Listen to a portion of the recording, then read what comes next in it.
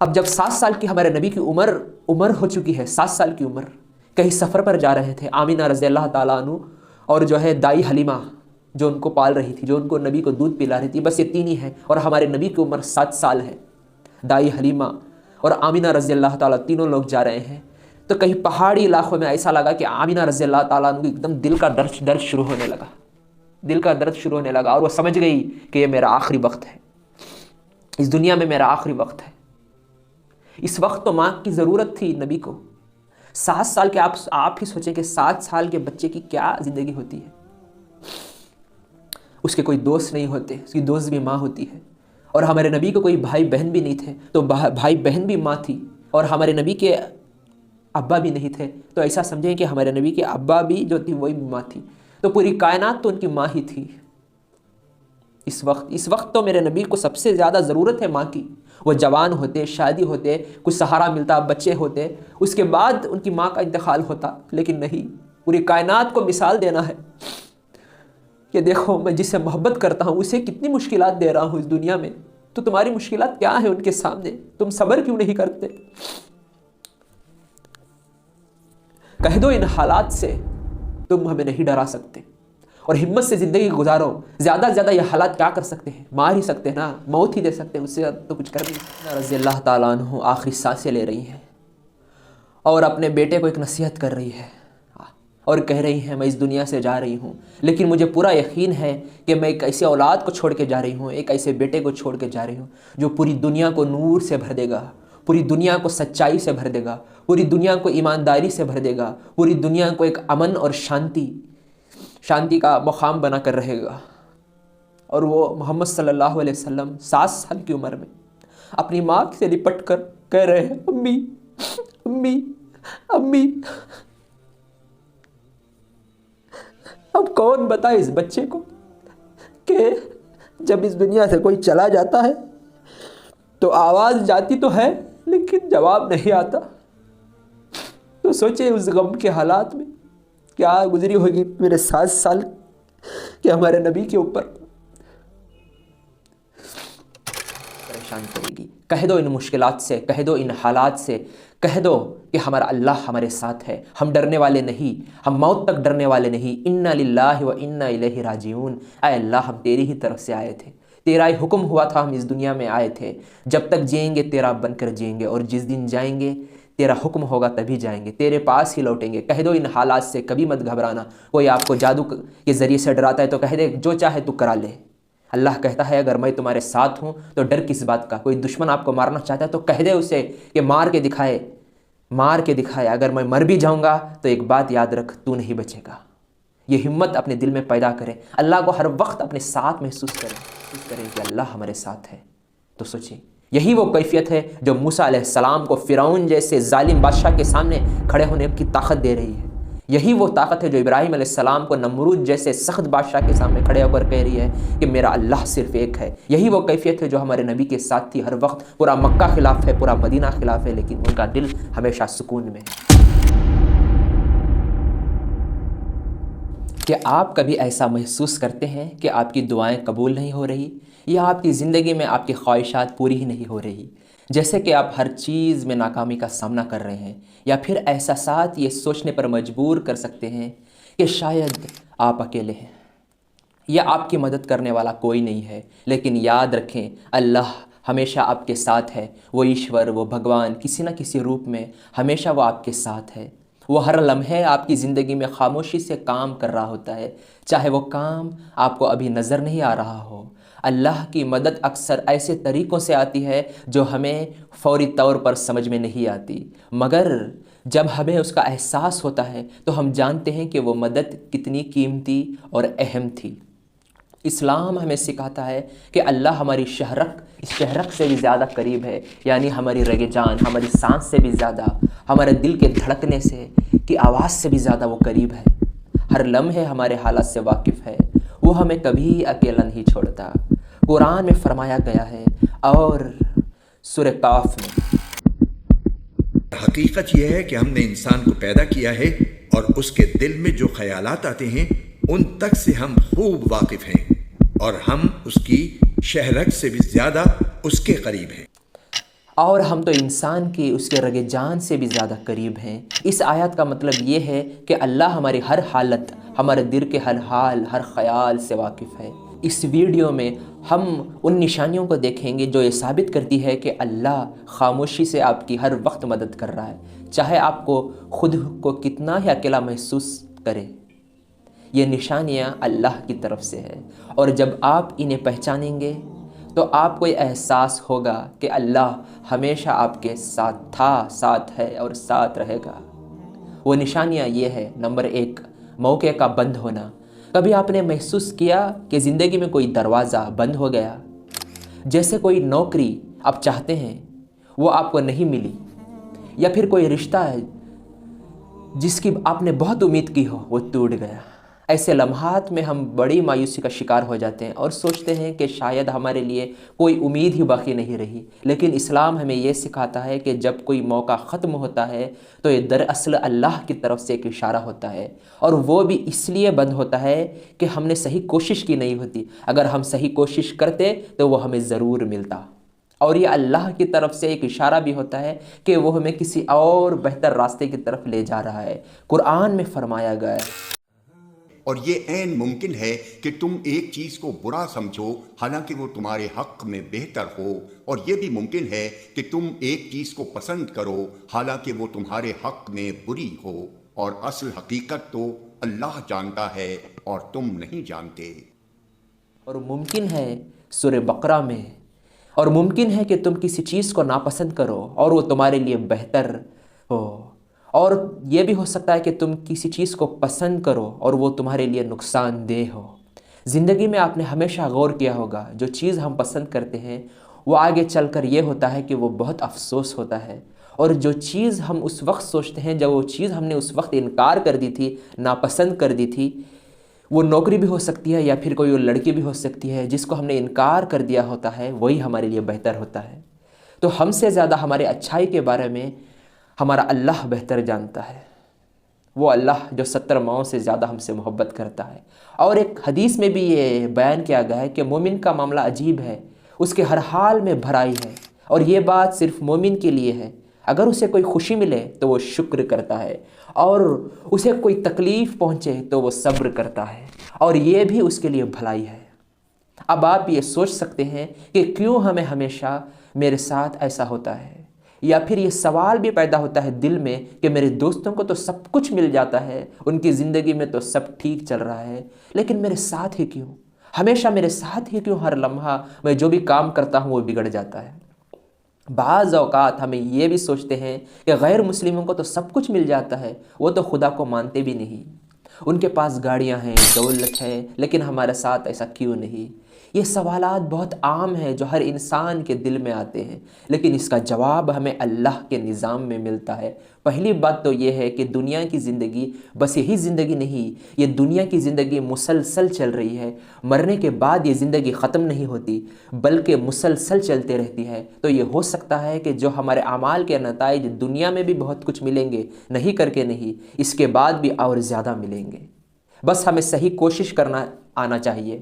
جو لوگ دنیا کی سہولتوں میں غرق ہیں، اس میں ڈوب گئے ہیں، اس نشے میں گم ہو چکے ہیں، ان کے پاس سب کچھ ہو سکتا ہے، لیکن ان کو یہ نہیں معلوم ان کا دل اندر سے کتنا خالی اور بے چین ہے۔ ہم جو ویڈیوز دیکھتے ہیں ان کے پورے دن میں کچھ لمحات کے پل ہوتے ہیں جو دکھاتے ہیں، ہم بیٹھے بیٹھے یہ سمجھتے ہیں کہ وہ کتنے خوش ہیں، کتنے خوشحال ہیں، لیکن ان کے اندر کی بے چینی، ان کے اندر کا اندھیرا، ان کے اندر کی خاموشی بس وہی جانتے ہیں۔ دنیا کی چیزیں وقتی ہے اور وہ اللہ کی نظر میں کوئی اہمیت نہیں رکھتے۔ جو چیز اللہ کے نزدیک اہم ہے وہ ہماری نیت، صبر اور ایمان ہے۔ دوسری بات یہ ہے کہ اللہ ہر کسی کا امتحان، ہر کسی کو کسی الگ طریقے سے مشکلات، الگ طریقے سے حالات اسے ملتے ہیں، الگ ماحول ملتا ہے تاکہ وہ اس دنیا میں ایک اچھا انسان بن سکے، الگ طریقے سے آزماتا ہے۔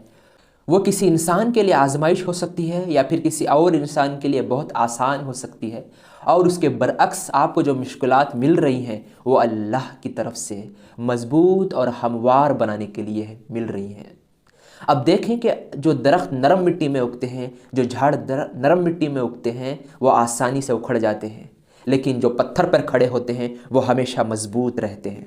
تو پریشانیوں سے کبھی نہ گھبرائیں۔ پریشانیاں تو ہمیں اور سخت اور حالات کو سامنا کر کر اور بہتر انسان بنانے کے لیے آتی ہے۔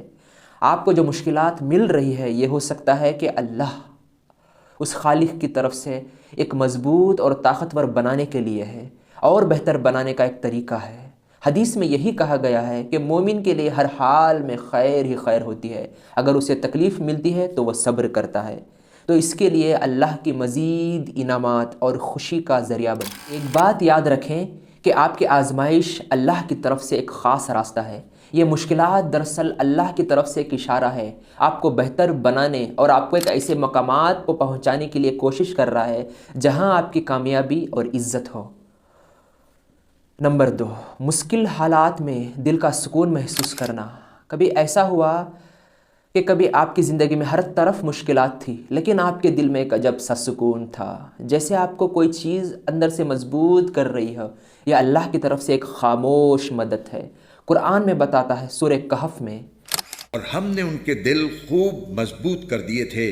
یہ اس وقت کا ذکر ہے جب وہ اٹھے اور انہوں نے کہا کہ ہمارا پروردگار وہ ہے جو تمام آسمانوں اور زمین کا مالک ہے، ہم اس کے سوا کسی کو معبود بنا کر ہرگز نہیں پکاریں گے۔ اور ہم نے ان کے دلوں کو مضبوطی دی جب انہوں نے کہا کہ ہمارا رب آسمانوں اور زمینوں کا رب ہے۔ یہ آیت ہمیں یہ یاد دلاتی ہے کہ اللہ ہمارے دلوں میں صبر اور سکون پیدا کرتا ہے، خاص طور ان وقتوں میں جب ہم آزمائشوں میں گھرے ہوتے ہیں، جب ہم مشکلات میں ہوتے ہیں، جب ہر چیز ہمارے خلاف جا رہی ہوتی ہے، جب وہ اللہ کی طرف ایک سکون، ایک خاص مدد ہوتی ہے۔ آپ اس وقت کو بھی یاد کریں جب فرعون نے جادوگروں کو بلایا تھا موسیٰ علیہ السلام کو ہرانے کے لیے، اور موسیٰ علیہ السلام کا معجزہ دیکھ کر وہ ایمان لائے۔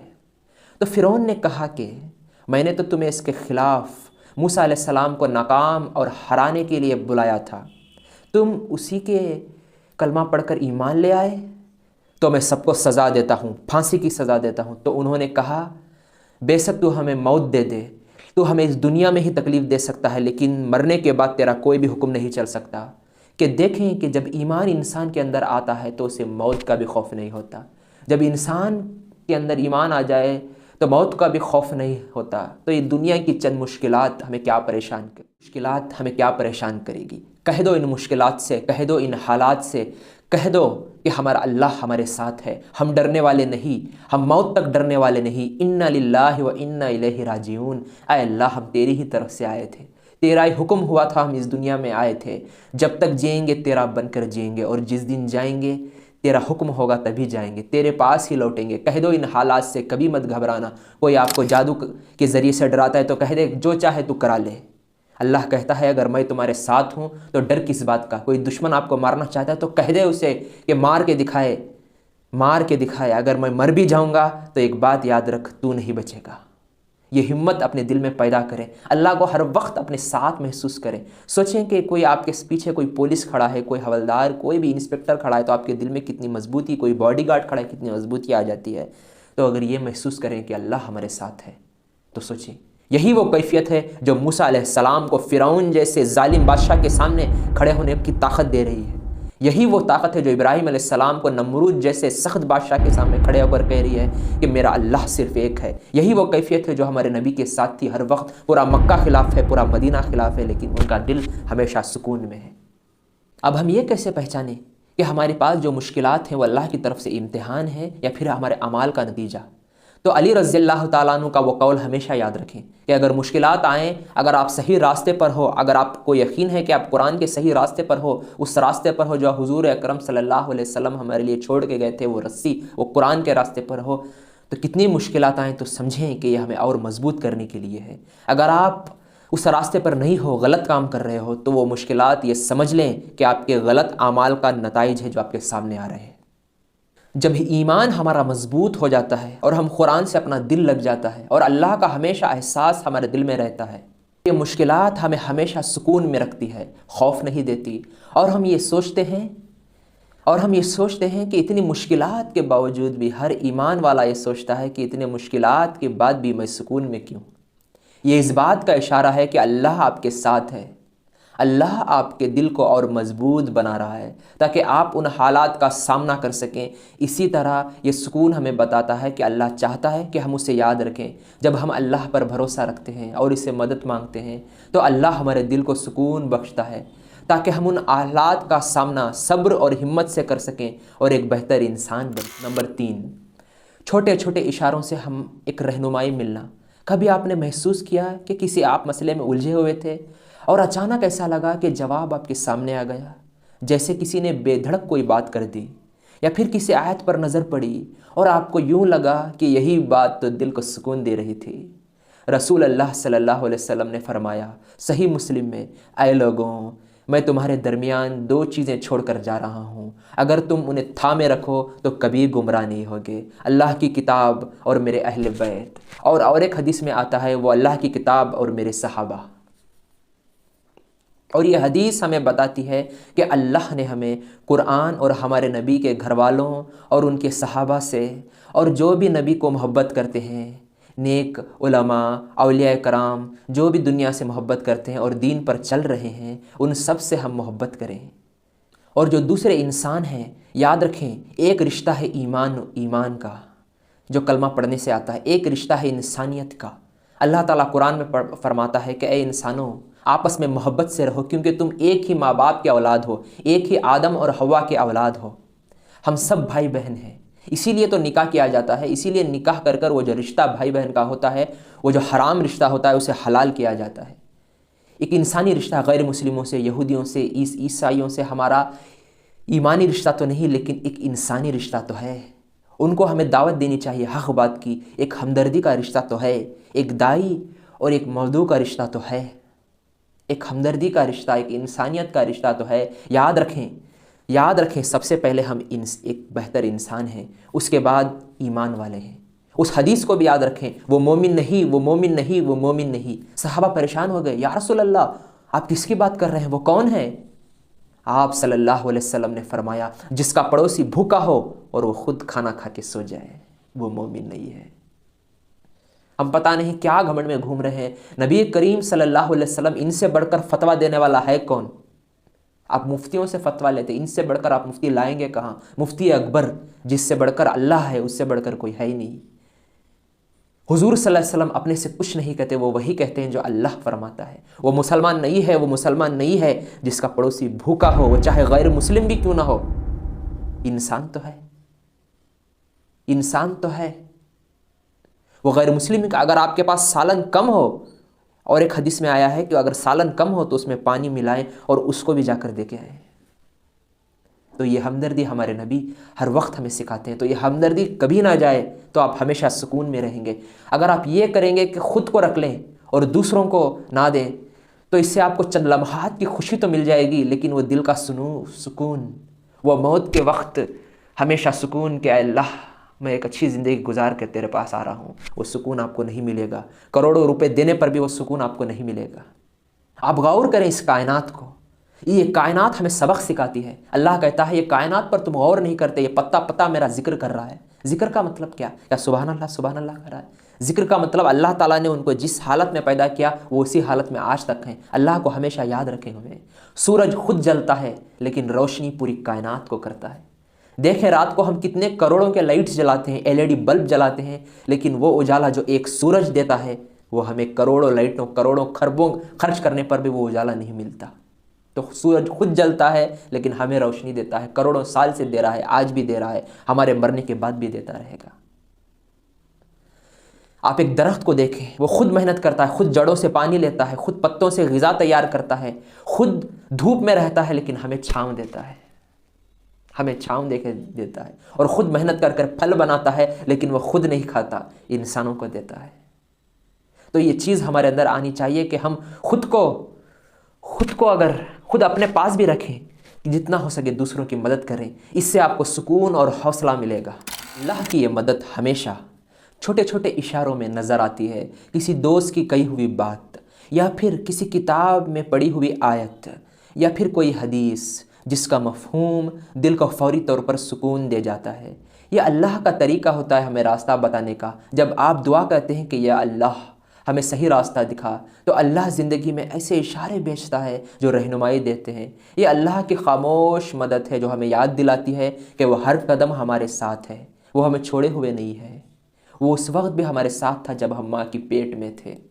سوچیں اس حالات کو، سوچیں اس منظر کو جب ہم ماں کی پیٹ میں تھے، چاروں طرف اندھیرا تھا، لیکن اس وقت بھی کسی نہ کسی اسباب کے ذریعے سے وہ ہمیں دیکھ رہا تھا، وہ ہمیں کھانا کھلا رہا تھا۔ وہ پیدا ہونے کے بعد بھی مر بھی سکتے تھے، لیکن اللہ نے ایسے اسباب پیدا کیے کہ ہم اتنے جوان ہوئے، اور آج اس ویڈیو کو دیکھ رہے ہیں، اس اللہ کو جان رہے ہیں، اس اللہ کو سمجھ رہے ہیں، اور اس کی خاموش مدد کو اپنی زندگی میں لا کر اس کی محبت دلوں میں اور بڑھا رہے ہیں۔ بس ہمیں توجہ دینے کی ضرورت ہے۔ نمبر 4، تاخیر اور صبر کی آزمائش۔ آج کی دنیا میں اکثر یہ لوگ محسوس کرتے ہیں کہ مشکلات اور آزمائشیں صرف مومنوں اور غریبوں کے لیے ہیں، جبکہ مالدار افراد سب کچھ بآسانی موجود ہے۔ یہ سوال پیدا ہوتا ہے کہ کیا اللہ کی آزمائشیں صرف مسلمانوں اور ایمان والوں کے لیے ہیں؟ لیکن حقیقت میں یہ بالکل ایسا نہیں ہے۔ دراصل دنیا کی آسانیاں اور دولت ہمیشہ خوشی کی ضمانت نہیں ہوتی۔ جو لوگ دنیا میں عیش اور عشرت سے زندگی گزارتے ہیں ان کے پاس ہر چیز ہو سکتی ہے، لیکن اس کا یہ مطلب نہیں کہ وہ اندر سے خوشی یا مطمئن ہے۔ دولت ایک ایسی چیز ہے جو ظاہری سہولت تو فراہم کر سکتی ہے، لیکن روح کی حقیقی تسکین صرف اور صرف اللہ کی قربت میں ہے۔ مالدار افراد کے پاس مال ہو سکتا ہے، لیکن روحانی سکون، اور یہ سکون کہ ہر وقت مسلمان کا یہی تو ایک خاص بات ہے کہ وہ ہر وقت غیر تو ہر وقت جینے کا سوچتے ہیں، لیکن ایک مسلمان ہمیشہ مرنے کا سوچتا ہے۔ وہ زندگی یہ سوچ کے گزارتا ہے کہ میں ایک نہ ایک دن مجھے ضرور مرنا ہے اور اس اللہ کے سامنے حاضر ہونا ہے۔ قرآن ہمیں یہ یاد دلاتا ہے کہ دنیا کی زندگی تو ایک کھیل اور ایک دل لگی ہے، اور اصل کامیابی تو آخرت کی زندگی میں ہے۔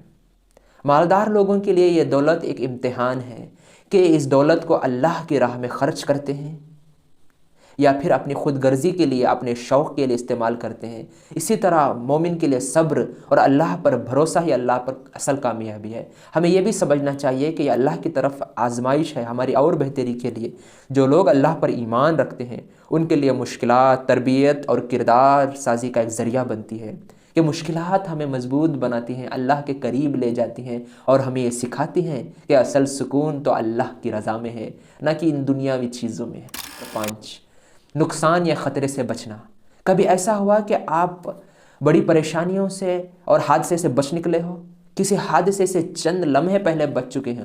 یہ محض ایک اتفاق نہیں ہوتا، یہ اللہ کی حفاظت کی نشانی ہوتی ہے، کہ ایکسیڈنٹ ہونے والا ہی ہوتا ہے کہ ایک سیکنڈ میں کچھ مدد ہو جاتی ہے۔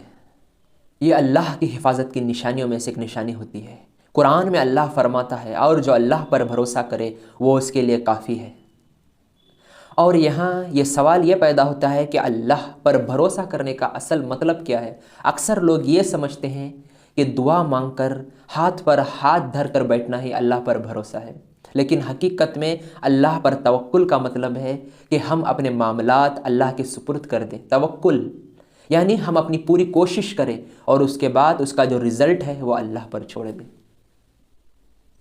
لیکن ساتھ ساتھ توکل کا مطلب یہ بھی نہیں ہے کہ ہم کچھ بھی نہ کریں اور بس انتظار کریں، بلکہ ہمیں اپنی طرف سے محنت اور کوشش کرنی ہے اور نتیجے کو اللہ پر چھوڑ دینا ہے۔ جب ہم اپنی کوشش پوری کر لیتے ہیں تو اللہ کی حکمت پر بھروسہ کرنا چاہیے کہ اب جو بھی نتیجہ ہوگا وہ ہمارے حق میں بہتر ہوگا، چاہے وہ نتیجہ ہمارے مطابق ہو اور نہ ہو۔ اور یہ بھی یاد رکھنا ضروری ہے کہ اللہ پر بھروسے کا رکھنا یہ بھی نہیں کہ ہمارے پر کوئی مشکل یا تکلیف آئے گی ہی نہیں۔ آپ اپنے نبی حضور صلی اللہ علیہ وسلم کی زندگی کو ہی دیکھ لیں، ابھی وہ پیدا ہی نہیں ہوئے تھے کہ ان کے ابا کا انتقال ہو گیا، اور 7 سال کی عمر میں ان کی امی آمینہ کا انتقال ہو گیا۔ تو کتنی مشکلات میں ہوں گے، تو سوچیں کہ وہ محبوب کو، اپنے محبوب کو ہی کتنی تکلیفیں دے رہا ہے۔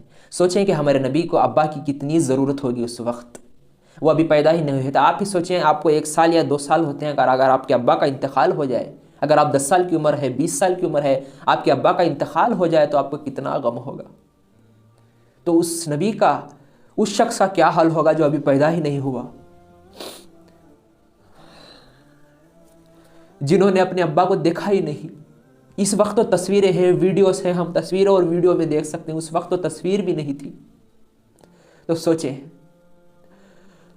اب جب 7 سال کی ہمارے نبی کی عمر ہو چکی ہے، 7 سال کی عمر، کہیں سفر پر جا رہے تھے، آمینہ رضی اللہ تعالیٰ عنہ اور جو ہے دائی حلیمہ جو ان کو پال رہی تھی، جو ان کو نبی کو دودھ پلا رہی تھی، بس یہ 3 ہی ہیں، اور ہمارے نبی کی عمر 7 سال ہے۔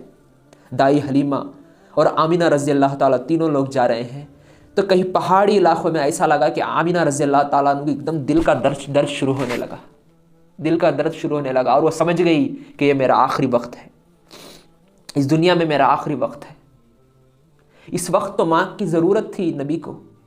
7 سال کے آپ ہی سوچیں کہ 7 سال کے بچے کی کیا زندگی ہوتی ہے۔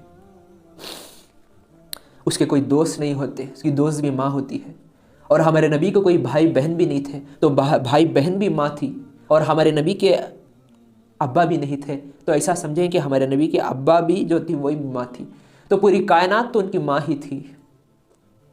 اس وقت تو میرے نبی کو سب سے زیادہ ضرورت ہے ماں کی۔ وہ جوان ہوتے، شادی ہوتے، کچھ سہارا ملتا، بچے ہوتے، اس کے بعد ان کی ماں کا انتقال ہوتا، لیکن نہیں، پوری کائنات کو مثال دینا ہے کہ دیکھو میں جسے محبت کرتا ہوں اسے کتنی مشکلات دے رہا ہوں اس دنیا میں، تو تمہاری مشکلات کیا ہیں ان کے سامنے، تم صبر کیوں نہیں کرتے؟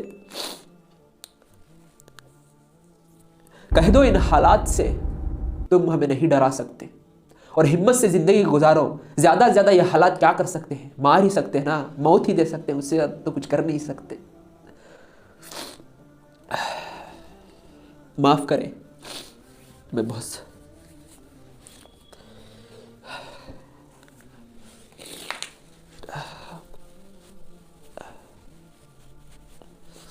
اور آمینہ رضی اللہ تعالیٰ عنہ آخری سانسیں لے رہی ہیں، اور اپنے بیٹے کو ایک نصیحت کر رہی ہے، اور کہہ رہی ہیں میں اس دنیا سے جا رہی ہوں، لیکن مجھے پورا یقین ہے کہ میں ایک ایسی اولاد کو چھوڑ کے جا رہی ہوں، ایک ایسے بیٹے کو چھوڑ کے جا رہی ہوں جو پوری دنیا کو نور سے بھر دے گا، پوری دنیا کو سچائی سے بھر دے گا، پوری دنیا کو ایمانداری سے بھر دے گا، پوری دنیا کو ایک امن اور شانتی کا مقام بنا کر رہے گا۔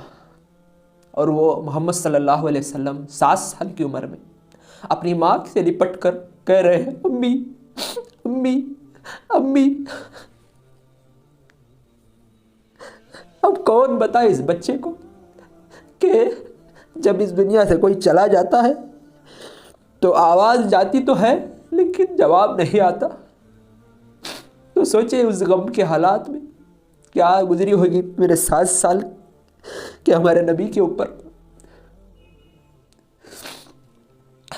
یہی مشکلات نہیں، اور بھی مشکلات بہت سے ہیں، لیکن ایک بچے پر اس اللہ نے ایسا کیا جو رحمان ہے، رحیم ہے۔ یہ ایک تربیت کا طریقہ ہے، یہ ایک تربیت ہے اور مضبوط بنانے کے لیے۔ سوچے موسیٰ علیہ السلام پیدا ہونے والے ہیں، فرعون کا حکم آ چکا ہے کہ اس بنی اسرائیل کے سارے بچوں کو مار دو، اور اللہ کہہ رہا ہے اپنے بچوں کو پانی میں ڈال دے۔ کون سی ماں ہے جو اپنے بچوں کو ایسے ہی پانی میں ڈال دے گی؟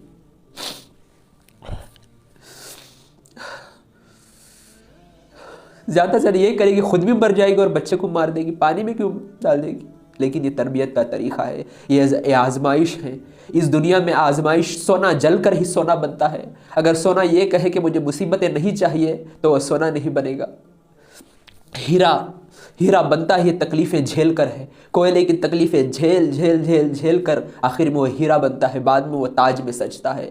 تو آپ کو اس دنیا میں ہر ایمان والے کو تکلیفیں دے کر اللہ کوئی مشکلات میں نہیں ڈال رہا، وہ آپ کو اور مضبوط کر رہا ہے ایک دوسری دنیا کے لیے، ایک دوسرے یونیورس کے لیے جو اس کے بعد آنے والی ہے۔ یہ مت سمجھے کہ مرنے کے بعد زندگی ختم ہو رہی ہے، مرنے کے بعد تو اصل زندگی شروع ہوگی۔ موت کے وقت یہ جو ہمارا جسم ہے یہ مٹی میں ضرور مل جائے گا، لیکن ہم نے ساری زندگی جو اعمال کیے تھے، جو ہمارے سیلف کو ڈیولپڈ کیا تھا، وہ روح ہماری پرواز کرے گی آگے جنتوں کی طرف، آگے ایک اچھی دنیا کی طرف۔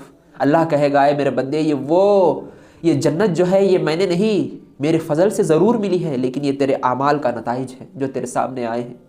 تو اللہ ہمیں اور بہتر دیکھنا چاہتا ہے۔ کچھ کر کے مانگو، اللہ یہ کہتا ہے، بھیک مت مانگو۔ اللہ تو ہم سے 70 ماؤں سے زیادہ محبت کرتا ہے۔ آپ سوچیں کہ آپ کے گھر کے پاس کوئی بھکاری آ جائے اور کہے کہ اللہ کے نام پہ دے دے، اللہ کے نام پہ دے دے، تو آپ کیا کہیں گے؟ اگر آپ اس کے پاس اگر کچھ ہو تو دیں گے، یا پھر کہیں گے کہ چھٹے نہیں ہے باجو جاؤ، چھٹے نہیں ہے باجو جاؤ، چلر نہیں ہے؟ تو سوچیں یہ ذلت ہے یا عزت ہے؟ اور ایک دن بھر محنت کر کر، دن بھر تکلیفیں جھیل کر، دن بھر اپنا دماغ لگا کر، اپنے وقت کو لگا کر رات میں کھڑا ہوتا رہا اور ایسے ہاتھ کرتا ہے، لاؤ میرا حق دو۔ اللہ سمجھے کہ اس ہاتھ کو اس طرح کرنے میں اور اس طرح کرنے میں، اس طرح کرنے میں اور اس طرح کرنے میں کیا فرق ہے؟ تو ہم اللہ کو ایسا دیکھ رہے ہیں کہ اللہ بھیک میں دے دے، فری میں دے دے، تو تو رحمان ہے، سب کچھ دے دے، لیکن اللہ چاہ رہا ہے کہ اے میرے بندے ایسے ہی نہیں میں دوں گا، تو حق مانگ، حق مانگ، حق دوں گا، تو کچھ کر، اس کے بعد میں دوں گا۔ درخت پہ اگر تجھے پھل چاہیے تو بیج کو زمین میں لگا، دن رات محنت کر، فلاح، ہم جو نماز میں اذان میں کہتے ہیں حیا علی الصلاح، حیا علی الفلاح، آؤ فلاح کی طرف، آؤ کامیابی کی طرف، تو اس کا کیا مطلب؟ فلاح عربی میں کسان کو کہتے ہیں، کہ انسان دن رات محنت کرتا ہے، ایک بیج کو لاگے کے بیٹھ نہیں جاتا سبحان اللہ سبحان اللہ سبحان اللہ کہتے ہوئے کہ اپنے آپ اٹھ جائے، بیج کو زمین میں لگاتا ہے۔ توکل کا مطلب سمجھیں، دن رات محنت کرتا ہے کہ کوئی کیڑا لگ نہیں رہا، بارش سے بچاتا ہے، ہر چیز سے بچائے، دھیرے دھیرے دھیرے ایک پتا نکلتا ہے، پھر دوسرا نکلتا ہے۔ تو یہی ہے، جب دھیرے دھیرے دھیرے ہم کوشش کریں گے، مشکلات سے جھیلیں گے، قرآن کو سمجھ کر پڑھیں گے۔ سوچیں جب ہم سورۃ فاتحہ میں کہیں گے الحمدللہ رب العالمین، اے اللہ تمام تعریفیں تیرے لیے، الرحمن الرحیم، تو بے شک بہت رحمان اور رحیم ہے، مالک یوم الدین، تو قیامت کے دن کا مالک ہے، ایاک نعبد و ایاک نستعین، اے اللہ میں تجھ ہی سے مدد مانگتا ہوں، اہدنا الصراط المستقیم، اے اللہ مجھے سیدھے راستے پہ چلا، صراط الذین انعمت علیہم، ان لوگوں کے راستے پر جو نیک تھے، جو کامیاب ہو گئے، غیر المغضوب علیہم ولا الضالین، ان کے راستے سے بچا جو گمراہ ہو گئے۔ یہ دعا ہے۔ آج مسلمانوں کو یہ سورہ فاتحہ کا مطلب ہی پتہ نہیں ہے، بس بائہارٹ کر کے زندگی بھر پڑھتے جا رہے ہیں۔ اس دعا کے بعد آپ کیا پڑھتے ہیں؟ کامنٹ میں ضرور لکھیں، کیا پڑھتے ہیں آپ؟ اس دعا کے بعد اللہ کا جواب آپ کو آتا ہے، وہ قرآن ہے۔ ہر مشکلات کا حل قرآن ہے۔ جب نبی اس دنیا سے مشکلات جھیل کر پورا دین کا سبق سب کو دے کر دین کمپلیٹ کر کر جا رہے تو انہوں نے کیا کہا تھا؟ یاد رکھیں، میں جا رہا ہوں، ایک قرآن کی رسی مضبوطی سے تھام لینا۔ آج نمازیں سمجھ کر نہیں پڑھتے، تو چھوٹی چھوٹی شروعات کریں، قرآن کے آخری صورتوں میں چھوٹی چھوٹی صورتوں کو سمجھ کر پڑھیں، تو ایسا لگے کہ اللہ آپ سے بات کر رہا ہے۔ اس علی رضی اللہ تعالیٰ عنہ کے قول کو بھی یاد کریں، جب ہمارے عالی مقام امام علی رضی اللہ تعالیٰ عنہ فرماتے ہیں کہ میں جب نماز پڑھتا ہوں تو مجھے ایسا لگتا ہے کہ میں اللہ سے بات کر رہا ہوں، سبحان اللہ، اور جب میں قرآن اٹھاتا ہوں تو مجھے ایسا لگتا ہے کہ اللہ مجھ سے بات کر رہا ہے۔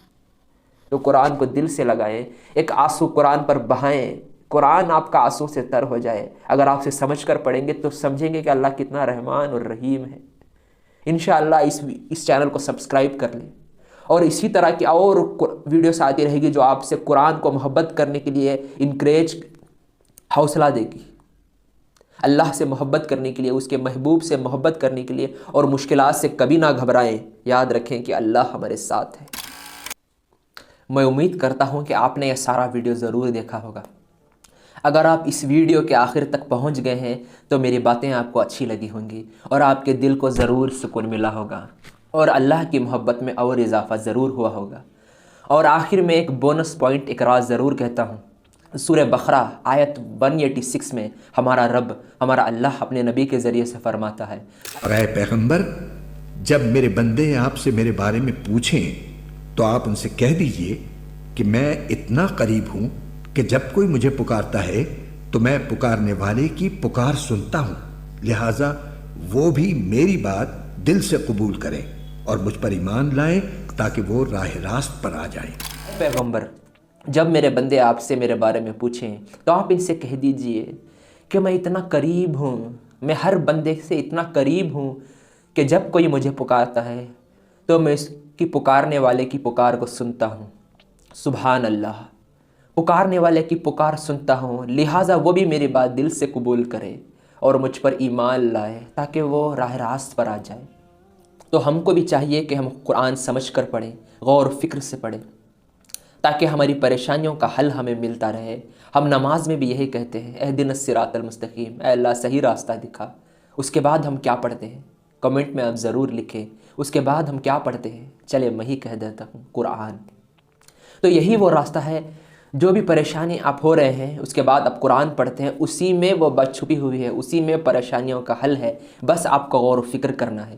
اس آیت پر غور کریں، اللہ فرماتا ہے میں تو میرے بندے کے بہت قریب ہوں، دور نہیں ہوں، جب وہ پکارتا ہے تو میں اس کی پکار سنتا ہے، لہٰذا انہیں بھی تو چاہیے کہ میری باتوں کو دل سے قبول کرے، وہ جو قانون اللہ نے بنائے ہیں اس دنیا میں کامیابی حاصل کرنے کے لیے اسے اپلائی کرے تو ضرور آپ کو عزت ملے گی، اور ہر مشکلات میں وہ آپ کے ساتھ ہوگا۔